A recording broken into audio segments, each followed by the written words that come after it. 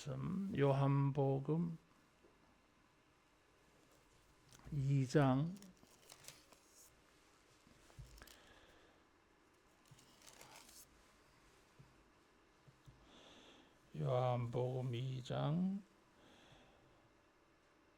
17절에서 22절입니다.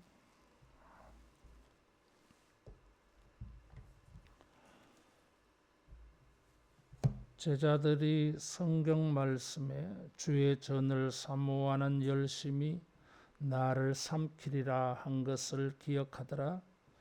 이에 유대인들이 대답하여 예수께 말하기를 내가 이런 일을 행하니 무슨 표적을 우리에게 보이겠느냐. 예수께서 대답하여 이르시되 너희가 이 성전을 헐라 내가 사흘 동안에 일으키리라. 유대인들이 이르되 이 성전은 46년 동안의 지었거늘 내가 3일 동안에 일으키겠느냐 하더라. 그러나 예수는 성전된 자기 육체를 가리켜 말씀하신 것이라. 죽은 자 가운데서 살아나신 후에야 제자들이 이 말씀하신 것을 기억하고 성경과 예수께서 하신 말씀을 믿었더라. 아멘.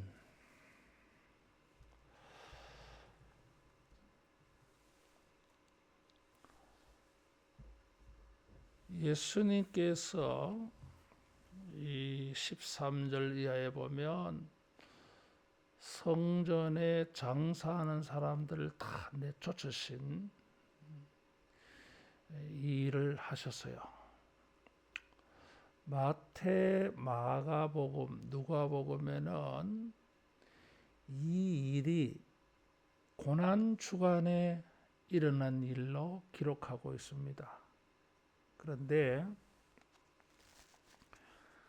요한복음에는 이 일이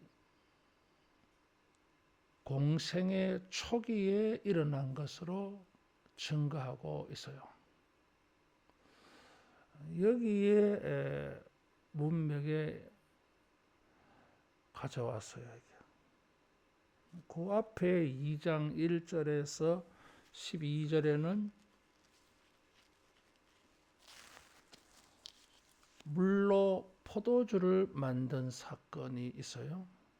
바로 이 문맥에 성전을 정화시킨 사건을 연결하고 있습니다. 굉장히 의도적이에요. 이 두 사건을 연결 지우고 있어요.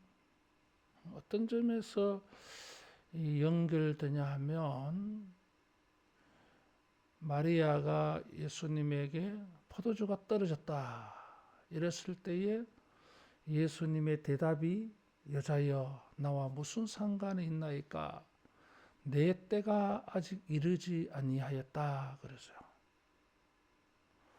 예수님이 자기 때를 말씀하셨어요. 이렇게 대답할 일이 아니잖아요. 예수님의 때라고 하는 것은 예수님이 십자가에 죽으시고 부활하시는 것을 나타내는 말입니다. 이것과 연결해 놓았어요. 물로 포도주를 만드는 것은 예수님이 표적을 일으킨 첫 번째라고 말했어요. 요한복음은 예수님이 7가지 표적을 행한 것을 증거하고 있습니다.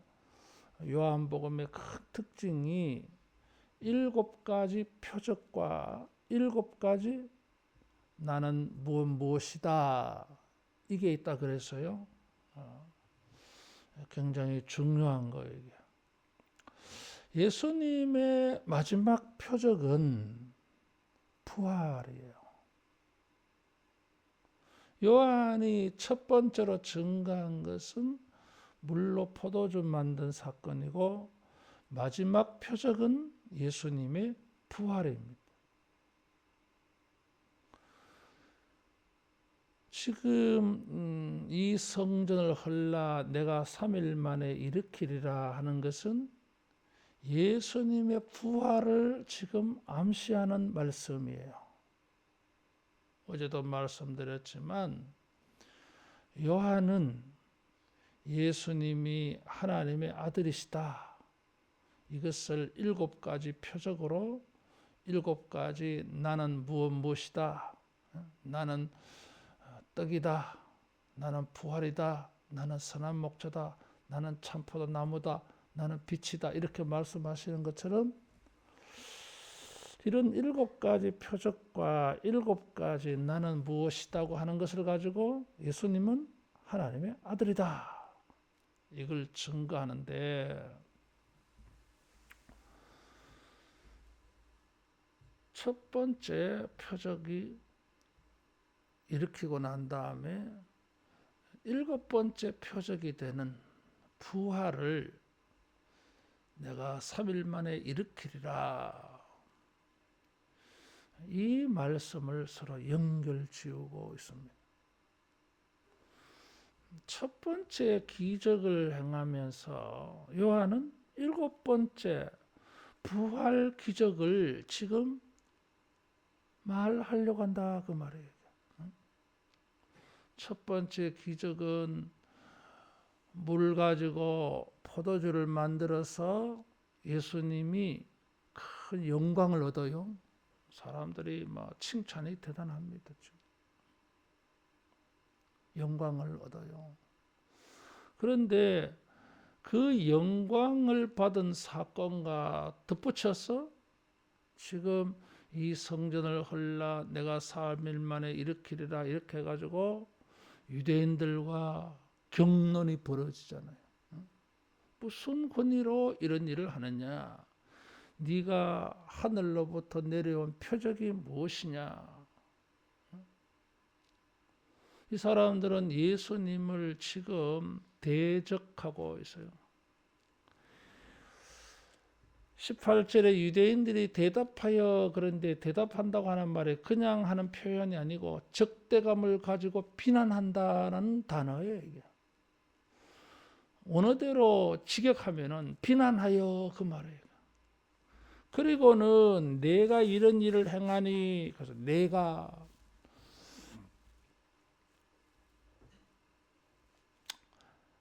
헬라어는 동사의 의미에 독일어나 프랑스어나 라틴어나 이런 단어들처럼 동사 끝에 주어가 의미로 붙어 있어요. 이게 동사 하나만으로도 거기에 주어가 끝에 보면은 의미를 보면 이게 1인칭이구나, 2인칭이구나, 단수나 복수구나 알 수 있어요.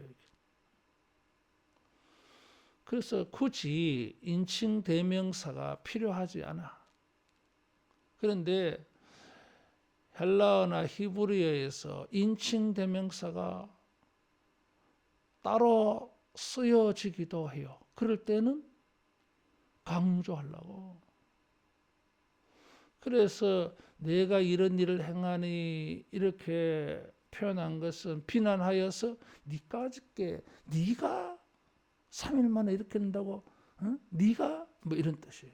굉장히 이 비난하며 조롱하는, 46년 동안 지었는데 니까짓게 3일 만에 일으키겠다는 거냐? 뭐 이런 굉장히 비난하는 그런 말. 그러니까 영광의 사건하고 비난받는 사건을 딱 붙여놓은 거예요.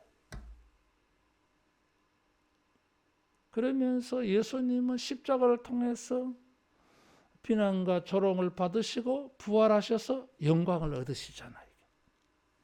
그래서 부활은 마지막 표적은 영광을 얻는 사건이에요.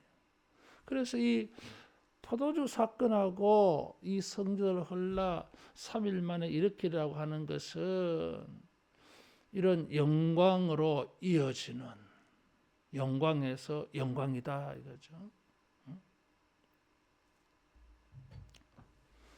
그래서 요한복음 전체에 요한복음 전체의 첫 번째 표적과 마지막 부활 표적을 연결 지어서 요한복음 전체를 다 보여준 거예요. 서론이자 결론을 말한 거예요, 지금. 그 속에 성전을 헐라 3일 만에 일으키겠다. 성전을 청소하시고 난 다음에 이 말씀을 했어요. 성전을 청소하시면서 성전을 헐라 그랬어요. 여기 우리말로는 잘 알 수가 없는데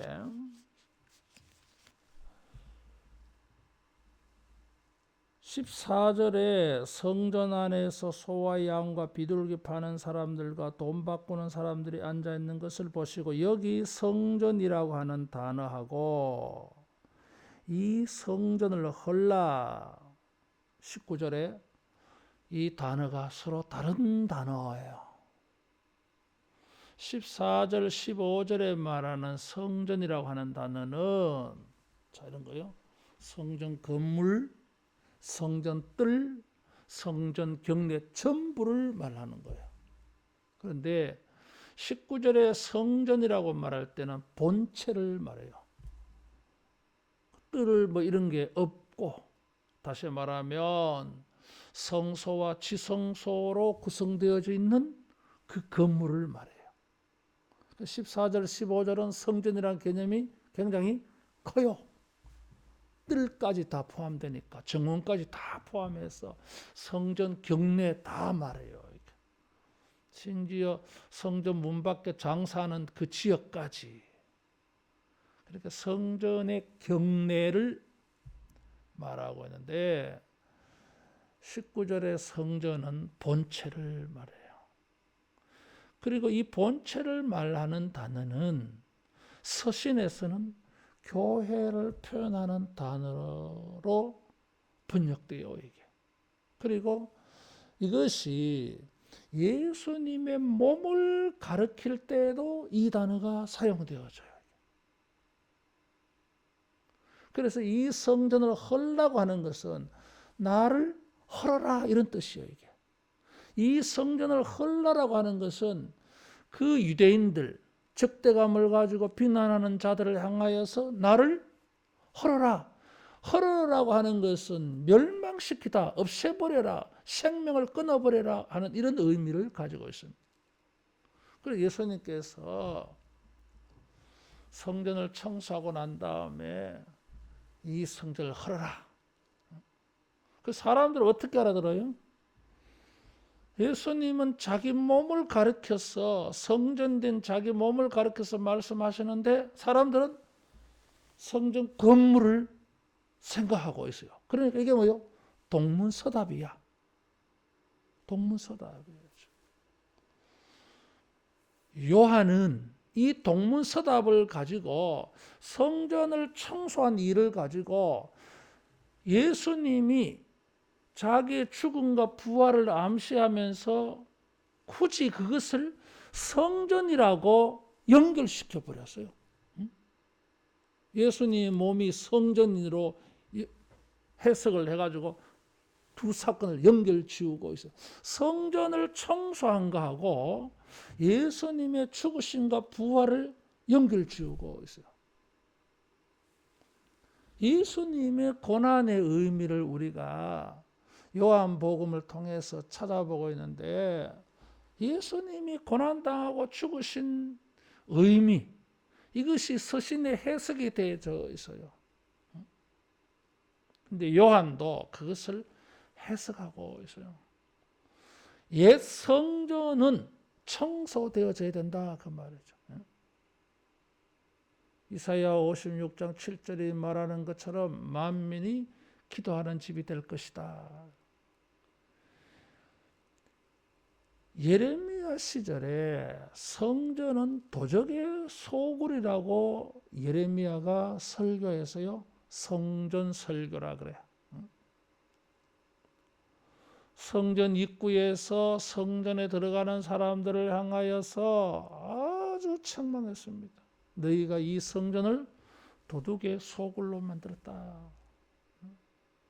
하나님을 만나고 하나님을 예배하는, 하나님께서 모세에게 성막을 주셔가지고 하나님을 만나고 하나님을 예배하고 하나님의 말씀을 듣는 이런 신령한 집이었는데, 이게 어느 날 도둑의 소굴이 되었어요. 성전의 본질을 잃어버렸어요. 외적으로 보면 성막에서 이루어지는 일들이 진행되고 있는데, 물론 예스겔이 그 성전 안에 들어가 보니까 우상을 숭배하는 일들이 있었어요. 그런 일이 있어. 근데 이 성전이 본질을 잃어버린 거예요. 타락했다 그 말이지. 그래서 예수님께서 상징적으로 장사하는 사람들을 내쫓았다고 하는 것은 성전이 장사, 도둑 연결되어져요. 장사는 뭐 이게 장사가 도둑질 하는 건 아닌데도 도둑질 하는 일이 생기는 거예요. 이게 서로 속고 속여서 말이죠. 장사가 도둑질 하는 건 아니잖아 이게.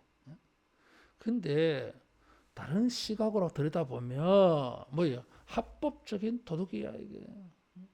합법적인. 또 그런 일들 속에서 이제 속고 속이는 일이 막 생겨나겠지 뭐 이게.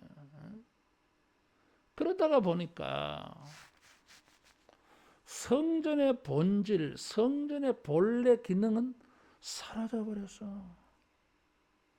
하나님을 만나고 하나님을 예배함으로 하나님의 의를 얻어야 되는데 예루살렘 성전 무너져 버렸어요.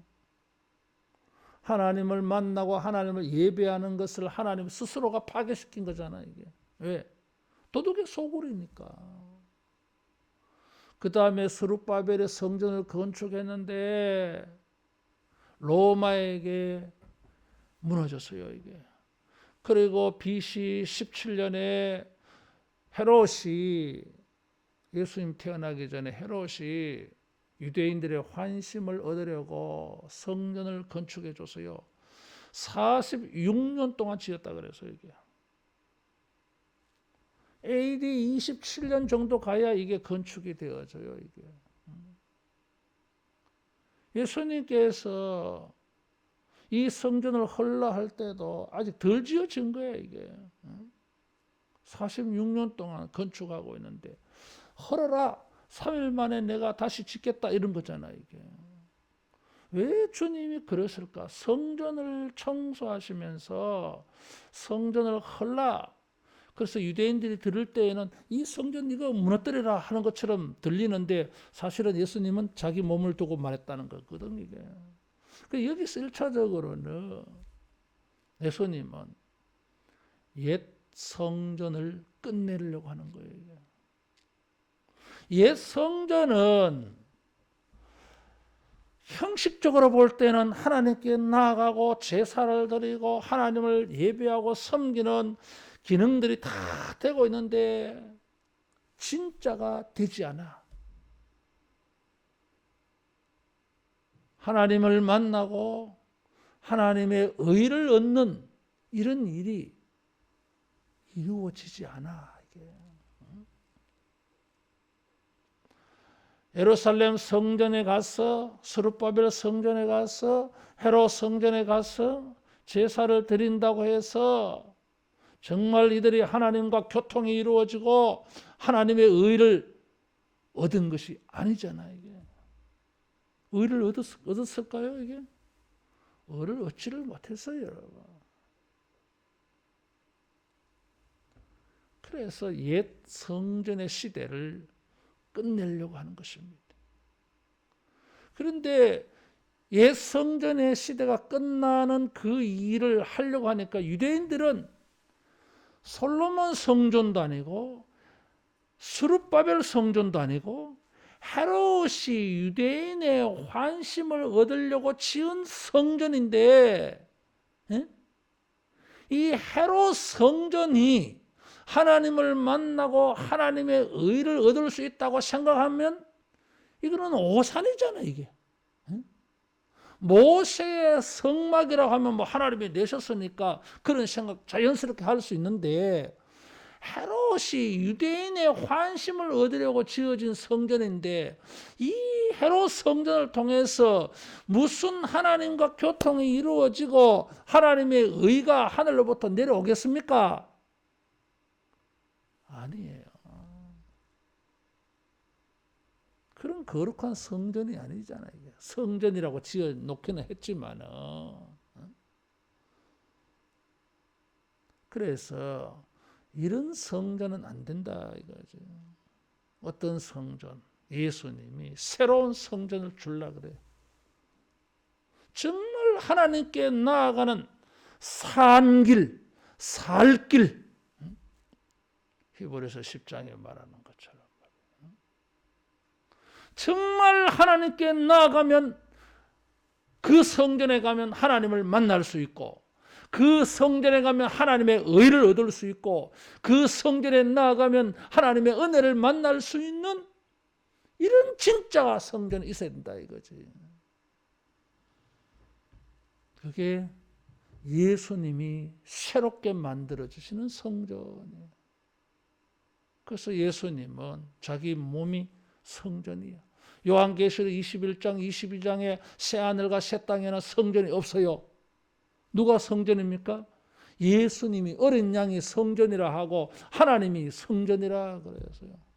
그래서 1장 14절에 말씀이 육신이 되어 우리 가운데 거하심에, 거한다고 하는 말이 무슨 말이라 그랬죠? 텐트를 친다, 성전이 된다, 이런 뜻이에요. 이게 예수님은 왜 고난을 당하십니까?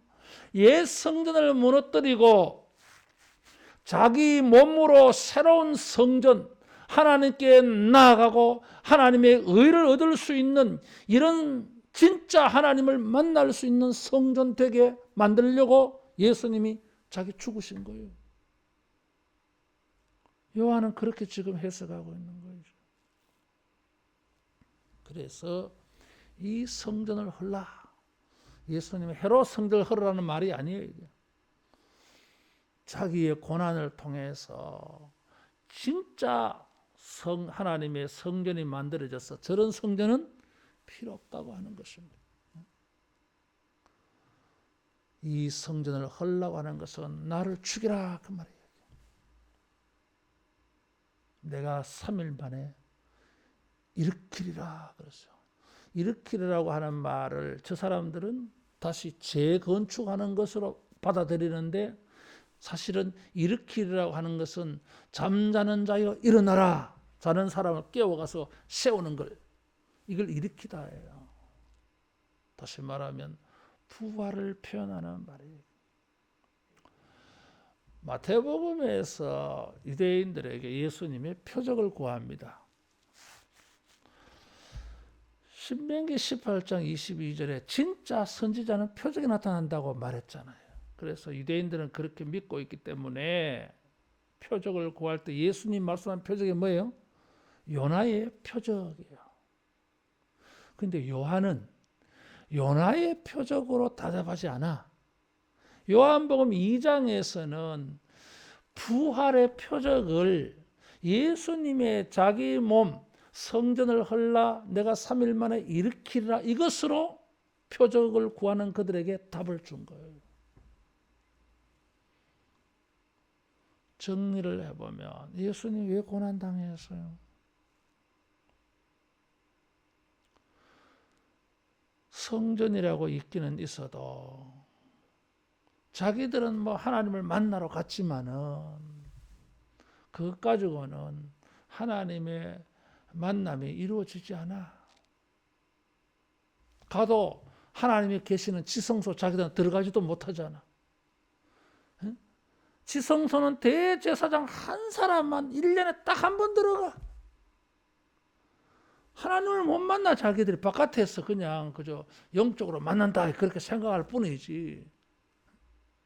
하나님의 의를 얻습니까? 제사를 드리고 속죄 제사를 드려서 하나님이 우리를 어렵게 하신다고 믿지만은 여전히 죄 가운데 살아. 의가 아직도 이루어지지 않았어.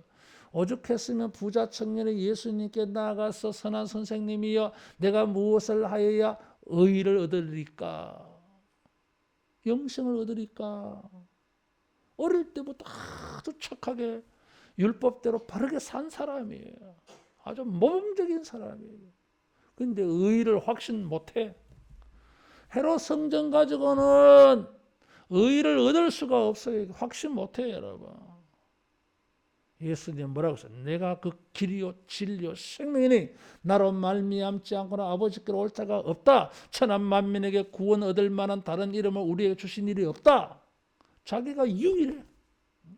진짜 성전.